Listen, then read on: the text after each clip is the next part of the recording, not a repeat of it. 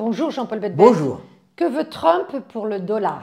Bien, c'est très simple. Il veut un dollar fort parce qu'il veut que l'économie américaine soit forte. Mais elle l'est actuellement. Elle est forte, même si Trump ne le dira pas. Trump ne veut pas dire que Biden lui a laissé une économie en bonne santé. Une économie qui investit beaucoup, il investit avec un taux de chômage faible, une économie qui innove, une économie qui avance, et qui avance évidemment beaucoup plus vite que nous. Autrement dit, avec un dollar qui se tient par rapport à l'euro. Mais s'il veut un super dollar, il ne va pas risquer de gripper la machine? Pour lui, non.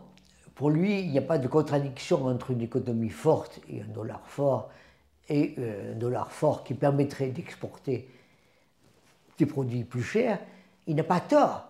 Il n'a pas tort parce que, aussi, le pays continue à être innovant, continue à avoir plus d'avance que les autres qui seront, eux, obligés d'acheter des produits qu'ils n'ont pas, tout simplement parce qu'ils ne les ont pas, ils n'ont pas suffisamment d'innovation, même si les produits qu'ils s'achètent sont plus chers. Autrement dit, aussi longtemps qu'il y a une avancée américaine par rapport à l'Europe, effectivement, le dollar fort va bien avec une économie forte parce que l'économie forte est une économie innovante. Donc Trump a raison pour les États-Unis, mais nous allons en payer les conséquences. Nous allons en payer les conséquences, bien entendu, sauf si on se réveille, sauf si on comprend enfin que c'est l'innovation qui fera la différence et qui permettra de réduire les écarts que nous voyons se creuser entre l'Europe et les États-Unis. En même temps, on voit bien à quel point le pari de Trump d'innovation se trouve en opposition avec ce que fait la Chine. DeepSeek. DeepSeek, effectivement. DeepSeek est le nouveau produit lancé par les États-Unis, en quelque sorte qui a coupé, non, par la Chine. Par la Chine, pardonnez-moi. Qui a coupé les jarrets à Nvidia, qui était le produit phare américain.